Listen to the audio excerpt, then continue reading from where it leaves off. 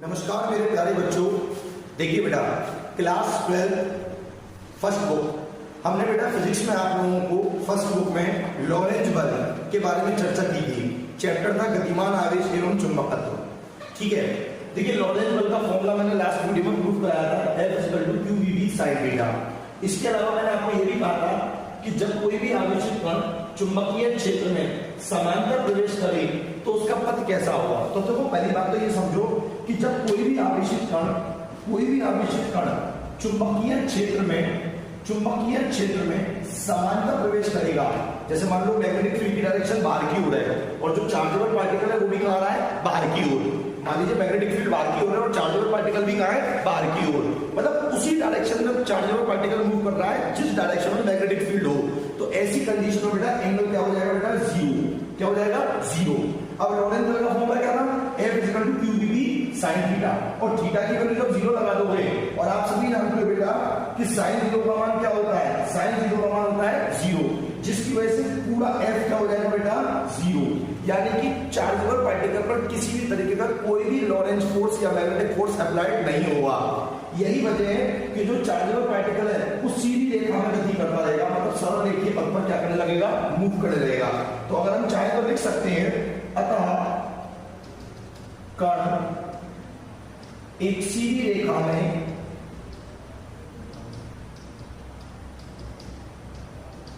गति करेगा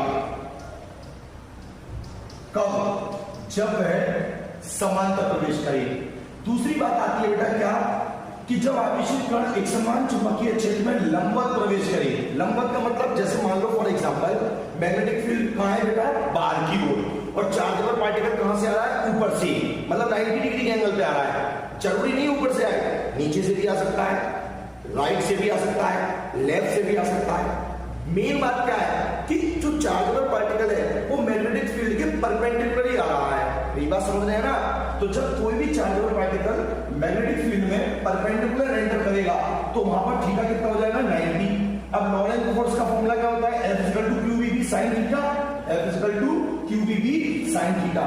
और थीटा की वैल्यू आप क्या लगाओगे, 90, sin 90 का मान 1। इसका मतलब है 1 का मल्टीप्लाई करेंगे कोई फर्क नहीं पड़ेगा, और F की वैल्यू क्या जाएगी, qvb। इसका मतलब क्या है, इसका मतलब है कि जो चार्जेबल पार्टिकल है उसमें फोर्स तो लगेगा, उस पर फोर्स तो लगेगा, लेकिन फोर्स लगेगा कैसे बेटा, परपेंडिकुलरली।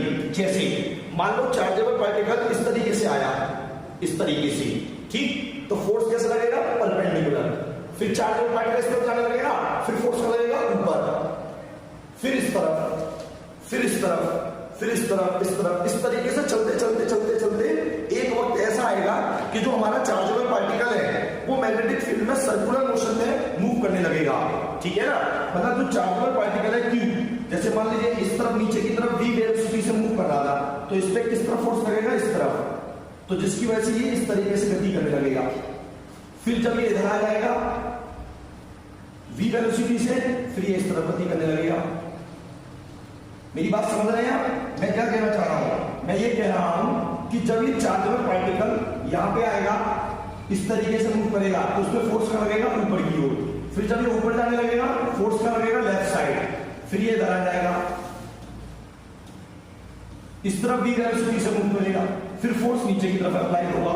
मतलब हर बार फोर्स वेलोसिटी के परपेंडिकुलरली अप्लाइड होगा, जिस डायरेक्शन में चार्जेबल पार्टिकल मूव करेगा उसके परपेंडिकुलरली फोर्स अप्लाइड होगा। That's clear. यही वजह है कि जो कण का पथ है, अतः कण का पथ जब चार्जेबल पार्टिकल परपेंडिकुलरली एंटर करेगा मैग्नेटिक फील्ड में, तो उसका जो पाथ होगा बेटा, कण का पथ वृत्ताकार होगा, कण का पथ वृत्ताकार होगा। ठीक है, उम्मीद करूंगा क्लियर हो गई होगी। आगे सुनिए। अच्छा, ये तो था बेटा पुराना टॉपिक बेटा, कल वाला, इसमें कोई नई चीज नहीं है, ये बात मैं कल भी समझा चुका था। अब आती है आगे की बात। कमेंट बॉक्स में मुझसे एक बच्चे ने पूछा कल कि सर अगर मान लीजिए चार्जेबल पार्टिकल ना तो पैरेलल एंटर करे और ना परपेंडिकुलर एंटर करे, मान लो किसी एंगल पे एंटर करे, तो उसका पथ कैसा होगा। तो देखो सुनो बेटा, जब कोई भी आवेशित कण, तीसरा पॉइंट बेटा ध्यान से समझिएगा सभी, तो वो अगर कोई भी बच्चा मुझसे कमेंट बॉक्स में कोई क्वेश्चन पूछेगा तो उसका जवाब आपको जरूर मिलेगा, चाहे मुझे उसके लिए अलग से वीडियो क्यों ना बनानी पड़े, पर पूछेगा वही। ठीक है ना। देखिए, जब आवेशित कण जब आवेशित कण Q चुंबकीय क्षेत्र में ना तो समांतर प्रवेश कर रहा और ना लंबवत प्रवेश कर रहा, मतलब ना तो पैरेलल है और ना परपेंडिकुलर है, किसी पर्टिकुलर एंगल पे 30 पर 60 पर 45 डिग्री के एंगल पे, मतलब किसी एंगल पे एंटर कर रहा है। तो जब आवेशित कण चुंबकीय क्षेत्र में तिरछा प्रवेश करे, तिरछा प्रवेश करे, ठीक है, तो क्या होगा? तो देखिए सुनिए, सबसे पहले तो मैग्नेटिक फील्ड बना हुआ है, ये क्या है बेटा? Magnetic field. और ध्यान रखिएगा मैग्नेटिक फील्ड को हम क्रॉस क्रॉस करके भी बना सकते हैं और एरो एरो करके भी बना सकते हैं, दोनों ही यूनिफॉर्म मैग्नेटिक फील्ड को रिप्रेजेंट करते हैं, अर्थात एक समान चुंबकीय क्षेत्र को। दोनों में फर्क क्या है कि इसमें जो मैग्नेटिक फील्ड की डायरेक्शन होती है वो बाहर की ओर होती है और इसमें जो मैग्नेटिक फील्ड की डायरेक्शन होगी वो अंदर की ओर होगी। बाकी दोनों ही एक यूनिफॉर्म मैग्नेटिक फील्ड है, दोनों में कोई फर्क नहीं है। तो चलिए देखिए, तो ये मेरा क्या है बेटा? यूनिफॉर्म मैग्नेटिक फील्ड है, बी वेक्टर, ठीक है।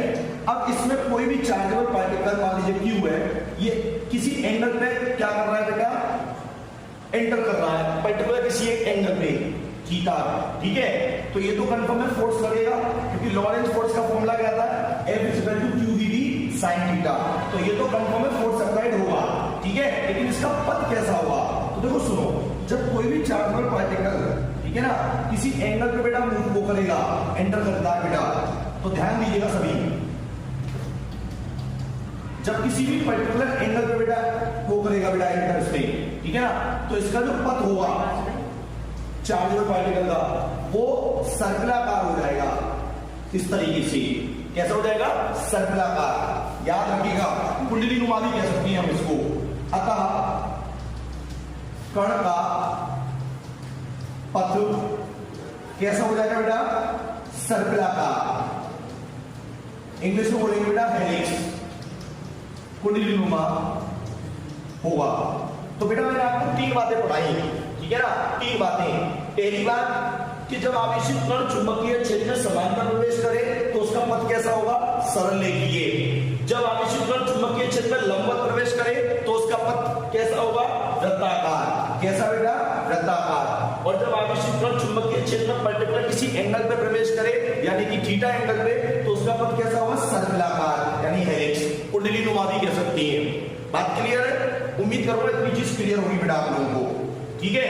सभी बच्चे बेटा प्रॉपर नोटबुक जरूर बनाएं, साथ के साथ नोट करते चले। ऐसा कोई स्टूडेंट ना हो जो नोट नहीं कर रहा हो। आगे बढ़ते बेटा, अगली हेडिंग आएगी बेटा, एक समान चुंबकीय क्षेत्र में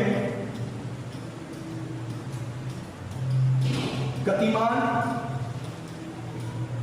आवेशित कण के वृत्ताकार पथ की त्रिज्या। देखो ये तो कंफर्म है कि जब कभी भी कोई चार्जेबल पार्टिकल, अभी जस्ट मैंने बताया कि जब कोई भी आवेशित कण एक समान चुंबकीय क्षेत्र में, सॉरी बेटा मैं यहां लिखना भूल गया हूं, एक समान चुंबकीय क्षेत्र में जब भी लंबवत प्रवेश करेगा तो उसका पथ कैसा हो जाएगा बेटा? सर्कलाकार, यानी सॉरी वृत्ताकार। कैसा हो जाएगा? वृत्ताकार। अब बात क्या आती है कि ये जो वृत्ताकार पथ है, ये जो वृत्ताकार पथ है, इस वृत्ताकार पथ की त्रिज्या कितनी होगी?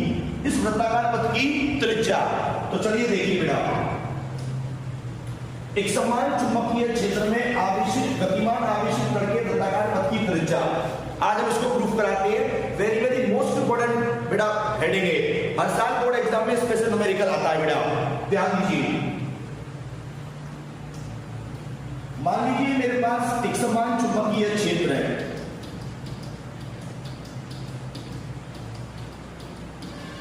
जिसको आप चाहो तो कह सकते हैं बी वेक्टर, ठीक। अब इस एक समान चुंबकीय क्षेत्र में कोई भी आवेशित कण है जो v वेलोसिटी से मूव कर रहा है, वो भी 90 डिग्री के एंगल पे, तभी तो उसका पथ वृत्ताकार होगा। जब वो 90 डिग्री के एंगल पे एंटर करेगा तभी तो उसका पथ वृत्ताकार होगा। तो मैंने ये कहा, माना कोई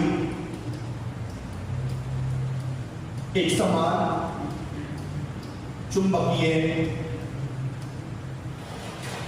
क्षेत्र बी है। अब चुंबकीय क्षेत्र क्रॉस क्रॉस है, तो बताओ इसकी दिशा कहां होगी? बाहर की ओर। ठीक है, तो माना कोई एक समान चुंबकीय क्षेत्र बी है जिसमें कोई आवेशित कण Q, जिसमें कोई आवेशित कण Q v वेग से लंबवत प्रवेश करता है। कैसे प्रवेश करता है? लंबवत। तो बेटा मैंने आपको अभी थोड़ी देर पहले क्या बोला? जब कभी भी कोई भी चार्जेबल पार्टिकल मैग्नेटिक फील्ड में लंबवत प्रवेश करेगा तो उसका पथ कैसा हो जाएगा बेटा? वृत्ताकार। उसका पथ कैसा हो जाएगा बेटा? वृत्ताकार।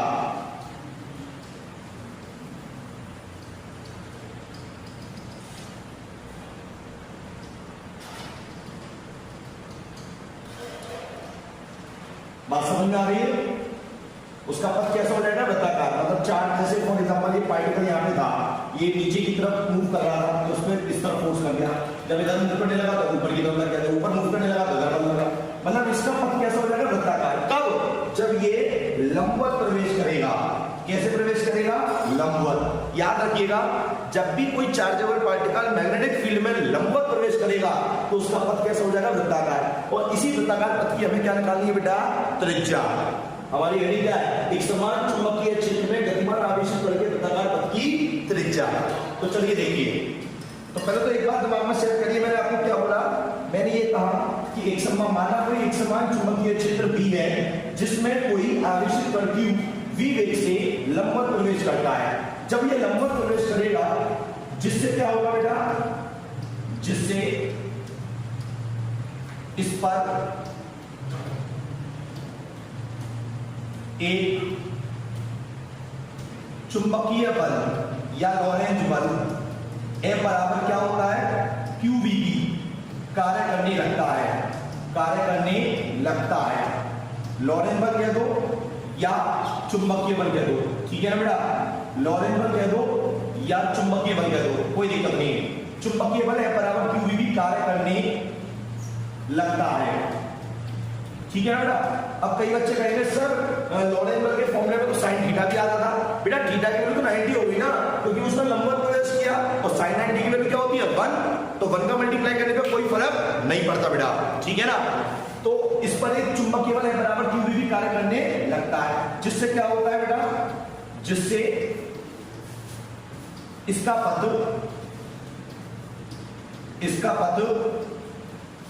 वृत्ताकार हो जाता है। भाई यही तो बल था, यही तो लॉरेंज बल था जो बार बार परपेंडिकुलरली लग रहा था, जिसकी वजह से इसका पथ कैसा हो गया? वृत्ताकार। जिससे इसका पथ क्या हो गया था? वृत्ताकार। और बेटा क्लास 11 में आपको पढ़ाया जाता है कि दुनिया में कोई भी वस्तु अगर वृत्ताकार पथ पे गति कर रही है तो उसे वृत्ताकार पथ पे गति करने के लिए एक बल की आवश्यकता होती है, जिसे हम अभिकेंद्र बल कहते हैं। क्या बोलते हैं? अभिकेंद्र बल, सेंट्रिपिटल फोर्स। तो बेटा जब ये वृत्ताकार पथ पे गति करेगा जिससे इसका पथ वृत्ताकार हो जाता है, ठीक है ना बेटा? नई लाइन लिखेंगे इसे वृत्ताकार पथ पर गति करने के लिए, वृत्ताकार पथ पर गति करने के लिए दुनिया में कोई भी चीज हो अगर वृत्ताकार पथ पे गति कर रही है तो उसे गति करने के लिए बेटा हमेशा याद रखना बेटा अभिकेंद्र बल की आवश्यकता होती है। किसकी? अभिकेंद्र बल की।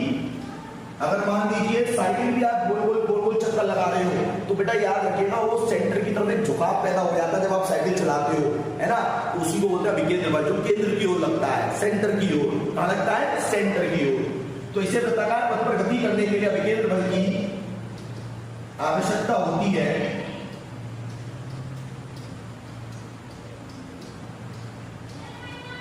जो कि अब बात आती है सर अभिकेंद्र बल कहां से मिलता है? ये जो अभिकेंद्र बल है ये मिलता कहां से है? तो याद रखिएगा बेटा जो कि लॉरेंज बल से, कहां से बेटा? लॉरेंज बल से प्राप्त होता है। नई लाइन लिखेंगे, अतः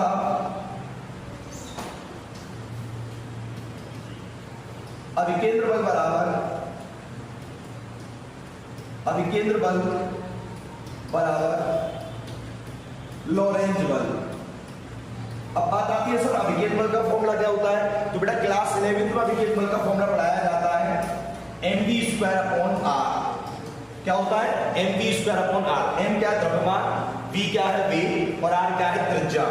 और लॉरेंज बल का तो आप पढ़ते ही आ रहे हो बेटा, क्या होता है? F बराबर qvb। हमें निकालनी क्या है यहाँ से? त्रिज्या। तो जो चीज कट रही है पहले उसको काट दो।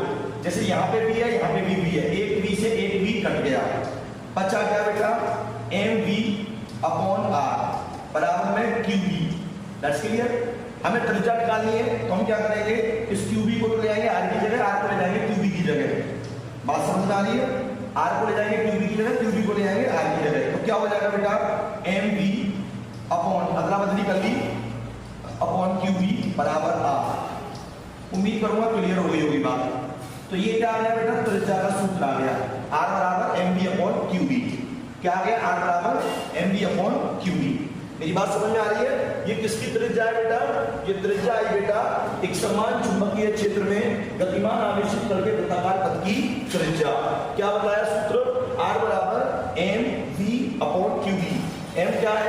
कण का द्रव्यमान, जो आवेशित कण है, जैसे मान लो इलेक्ट्रॉन है तो इलेक्ट्रॉन का द्रव्यमान होगा, प्रोटॉन है तो प्रोटॉन का द्रव्यमान होगा, एल्फा कण है तो एल्फा कण का द्रव्यमान होगा। ठीक है ना? v क्या है बेटा? कण का वेग, q क्या है? कण पर आवेश, और b क्या है? चुंबकीय क्षेत्र की तीव्रता। तो इस सूत्र की मदद से आप आवेशित कण की त्रिज्या निकाल सकते हो।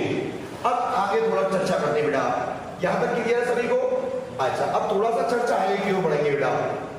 आगे की ओर ये बढ़ेंगे बेटा, जरा ध्यान दीजिएगा सभी। एक बात बताओ, जो चार्जेबल पार्टिकल है वो क्या कर रहा है? मूव कर रहा है। क्या कर रहा है? मूव। लेकिन सोचने वाली बात यह है कि जब कोई भी आवेशित कण गति करता है, क्या करता है? गति करता है। तो जल्दी बताओ सोच के, जब कोई भी आवेशित कण गति करेगा, मतलब मैं यूं में गति कर रहा हूं, तो मुझ में कौन सी ऊर्जा होगी? बताओ। गतिज ऊर्जा। कौन सी ऊर्जा? गतिज ऊर्जा, काइनेटिक एनर्जी। गतिज ऊर्जा के कई सारे पार्ट होते हैं बेटा। अब मान लीजिए कोई भी चार्जेबल पार्टिकल जब गति करेगा तो उसमें क्या होगी? ऊर्जा। कौन सी ऊर्जा? गतिज ऊर्जा। तो यहाँ पर भी वही चीज हो रही है कि ये जो आवेशित कण है ये क्या कर रहा है? गति कर रहा है। किस वेग से? v वेग से। तो स्वाभाविक है इसमें क्या होगी? ऊर्जा होगी। और कौन सी ऊर्जा होगी? गतिज ऊर्जा। क्योंकि विदाउट किसी भी ऊर्जा के यार कोई भी आवेशित कण गति नहीं करता बेटा। उसे अगर एक जगह से दूसरी जगह ले जाना है तो उसके लिए उसे क्या देनी पड़ेगी? एनर्जी। तो यहां हम एक लाइन लिखेंगे क्या? कि यदि आवेशित कण की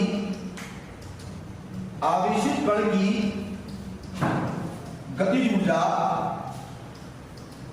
के हो तो काइनेटिक एनर्जी को किससे रिप्रेजेंट करते हैं? के से। तो फॉर्मूला क्या होता है बेटा? फॉर्मूला क्या होता है? ध्यान दीजिएगा सभी। गतिज ऊर्जा का होता है k बराबर ½ mv²। अब मैं क्या करूंगा? यहां से मैं यहां से v की वैल्यू निकालूंगा। किसकी? v की। तो प्लीज ध्यान दें सभी बच्चे बेटा, सभी ध्यान दें बेटा, नोट करते जरूर चलना बेटा। ठीक है? मैं यहां से किसकी वैल्यू निकालूंगा? v की। तो मैं क्या करूंगा? ध्यान दो, 2 को ले जाऊंगा k के पास, तो ये हो जाएगा 2k बराबर में क्या आएगा? mv²। m का लगा देंगे डिवाइड, तो 2k/m बराबर में क्या आएगा? v²। मैथमेटिकली सभी जानते हैं जब स्क्वायर को दमेजते तो क्या आ जाता है? √2k/m बराबर में क्या आएगा? v। ये जो v का मान आया है, इस v का मान समीकरण 1 में रख देंगे। क्या में रख देंगे? समीकरण 1 में। समीकरण 1 दिखाई दे रहा है बेटा आपको? क्या है समीकरण 1? r बराबर mm रहेगा अपॉन qb। That's clear. अब कई बच्चे कहेंगे सर हमने v की वैल्यू क्यों नहीं पुट करी? v की वैल्यू, तो बेटा v की वैल्यू पुट करेंगे। कितनी है v की वैल्यू? √2k/m। तो यहां पे आ जाएगा √2k/m। सभी बच्चे जानते हैं बेटा, जब इस m को ऊपर वाले m से काटेंगे तो बेटा नीचे वाला m जब ऊपर वाले m को काटेगा तो ऊपर वाले m पे रूट आ जाएगा। क्या आ जाएगा? रूट। अब अगर कोई बच्चा ऐसे नहीं समझ पा रहा है तो देखो मैं और आसान तरीके से समझा सकता हूं बेटा आपको। एक बात सोचो, कोई वैल्यू रूट में 2x² जानते हो ना? रूट की खासियत होती है बेटा, कि अगर उसके अंदर कोई ऐसा टर्म आ रहा है जिसपे स्क्वायर है तो वो बाहर आ जाता है। जैसे लाइक यहाँ पे x के ऊपर क्या आ रहा है? स्क्वायर। तो स्क्वायर से रूट कैंसिल हो जाएगा और x आ जाएगा बाहर। कौन आएगा? x। केवल x बाहर आएगा, ना तो 2 ना y। ये दोनों में से कोई बाहर नहीं आएगा, केवल क्या बाहर आएगा एक्स स्क्वायर। तो एक्स स्क्वायर तो आ गया बाहर, रूट में कौन बचा 2y। तो सोचने वाली बात है कि जब कोई चीज स्क्वायर वाली चीज को रूट से बाहर निकाला जा सकता है, तो क्या किसी चीज को वापस अंदर ले जाएंगे तो क्या वापस उसमें स्क्वायर आएगा नहीं आएगा? अगर रूट में ले जाए हम, बताइए, अगर उसको हम अंदर ले जाएंगे तो वापस उस पर क्या लगा सकते हैं स्क्वायर। तो इसी चीज को मैंने पकड़ा बेटा, मैंने क्या करा, इस m को मैं अंदर ले गया, इस m को मैं रूट के अंदर ले गया, तो पता है यहाँ क्या रह जाएगा 1/qb, 1/qb, और इस m को क्या ले गया अंदर। जब इस m को अंदर ले जाऊंगा तो ये हो जाएगा 2m²k/m। दैट्स क्लियर भाई। ये m कहां चला गया मेरा अंदर, और अंदर जाके क्या बन गया स्क्वायर। कोई दिक्कत तो नहीं है ना? इससे फायदा क्या हुआ मुझे? फायदा ये हुआ एक m से एक m कैंसिल हो गया बेटा। ठीक है, आगे समझो बेटा। अगर नहीं समझ में आया तो वीडियो को दोबारा से प्ले करके देख लेना। ठीक है, चलिए आगे बढ़ते बेटा। तो बचा क्या बेटा आपको होगा r बराबर 1/qb इनटू, नीचे तो कुछ बचा नहीं, अंडर रूट में कितना आ रहा है बेटा 2mk 1 का मल्टीप्लाई करेंगे तो अंडर रूट 2mk/qb बॉक्सेस किलो समीकरण नंबर 2। ये भी बेटा आवेशित कण के वृत्ताकार पथ की त्रिज्या का सूत्र है बेटा। ठीक है ना? तो वो भी त्रिज्या का सूत्र था, ये भी त्रिज्या का सूत्र है। दोनों में फर्क क्या है? ये कब लगेगा जब कण का वेग दिया हो, और ये कब लगेगा जब कण की गतिज ऊर्जा दी हो, यानी काइनेटिक एनर्जी दी रखी हो। ठीक है ना बेटा? एक तीसरा फॉर्मूला और समझो बेटा। एक तीसरा फॉर्मूला क्या है? देखिए, ये तो कंफर्म है कि जो चीज गति कर रही है वो कोई पत्थर नहीं है, वो कोई वस्तु नहीं है, वो क्या है चार्जेबल पार्टिकल है बेटा। और किसी भी चार्जेबल पार्टिकल को बेटा एक जगह से दूसरी जगह ले जाने के लिए एनर्जी की जरूरत पड़ती है। आप सभी लोग जानते हैं इस बात को। और वो एनर्जी कहां से बनती है? वोल्टेज से बेटा। कहां से? वोल्टेज से। किसी भी चार्जेबल पार्टिकल को अगर आप एक जगह से दूसरी जगह ले जाना चाहते हो तो उसे बेटा ले जाने के लिए एनर्जी चाहिए, और वो एनर्जी कहां से प्रोवाइड होगी? वोल्टेज से, अर्थात विभव से। ठीक है ना? ऐसा तो है नहीं कि मैंने इलेक्ट्रॉन को उठाया, इलेक्ट्रॉन को उठाने को फेंक दिया और वो गति करने लगा, ऐसा संभव ही नहीं है। किसी भी चार्जेबल पार्टिकल को एक जगह से दूसरी जगह ले जाने के लिए विभव की जरूरत पड़ती है, वोल्टेज की जरूरत पड़ती है, याद रखिएगा। तो मैंने यही बात तीसरी बात ये पकड़ी कि जो मेरा आवेशित कण है, यदि आवेशित कण भाई शुरुआत में अगर आपने गौर से देखा हो तो ये जो कण था, कौन बेटा है कण, ये क्या कर रहा था बेटा? गति कर रहा था। ये कण क्या कर रहा था? गति। अब जब ये गति कर रहा था तो इसको गति दी गई होगी ना कहीं से, ऐसा तो नहीं अपने आप गति कर रहा है। इसे गति करने के लिए एनर्जी चाहिए, और वो एनर्जी को कहां से मिली होगी? बैटरी से, वोल्टेज से, विभव से। तो बेटा वही चीज को मैंने पकड़ा, मैंने ये कहा कि यदि आवेशित कण Q को V विभव पर, कितने विभव पर? V विभव पर त्वरित किया जाए